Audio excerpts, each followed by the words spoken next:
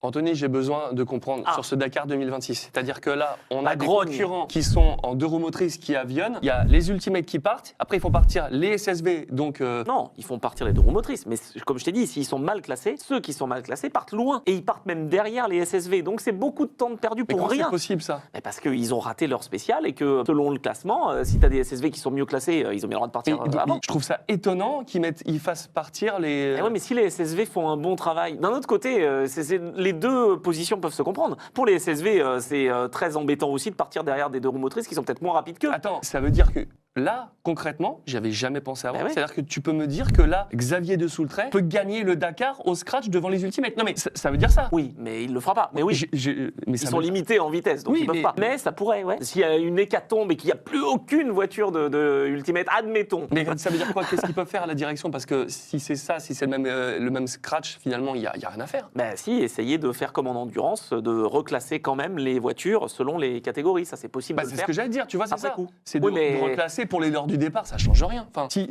non. Christian il se fait rater sur une étape parce qu'il y a un problème mécanique, Je suis d'accord. et il part loin et qu'après il va avionner et que les SSV ils vont le bouchonner, c'est quand même dommage. Ouais, mais chacun fait sa course. C'est un peu comme en GT ou en proto. Qu'est-ce qu'on dit quand une LMP2 en endurance se rate en qualification? À l'époque, il partait dernier tout court de la course. Donc il fallait passer les GT, les LMP3 et ensuite arriver sur les LMP2. La catégorie ensuite a changé et le règlement a changé. Mais ça faisait partie du règlement. Donc là, peut-être qu'il y aura un petit changement. Mais Je trouverais ça normal. Ah oui, mais quand on se rate en même temps. Donc, est-ce que finalement, celui qui est premier de sa catégorie et qui fait pas d'erreur ne va pas être un petit peu ennuyé de se dire que son adversaire, lui, va finalement pas beaucoup perdre de temps s'il se rate? Ouais, mais alors, Tu vois ce que je veux avec dire? cette logique chelou, ça veut dire que tu pourrais faire partir les camions en même temps? Mais c'est ce qui s'est passé. Christopherson est parti derrière les camions Ah ouais, d'accord. avec le SSV. Et c'est pour ça qu'il a perdu Ah oui. beaucoup de temps. Oh là là.